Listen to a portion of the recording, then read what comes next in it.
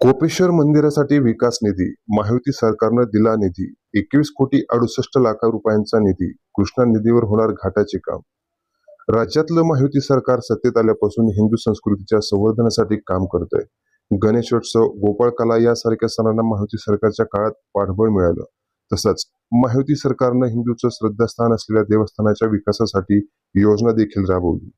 याच अंतर्गत कोल्हापूर जिल्ह्यातील खिद्रापूर गावातील कोपेश्वर महादेवाच्या मंदिराचा विकास करण्यासाठी 21,68,00,000 रुपयांचा निधी महायुती सरकारकडून दिला जाणार आहे.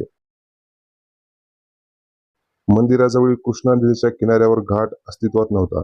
आता महायुती सरकारने मंजूर केलेल्या निधीतून नदीच्या किनाऱ्यावर नव्याने घाट उभारला जाणार आहे. तसेच मंदिराच्या संरक्षण भिंतीची देखील दुरुस्ती केली जाणार आहे.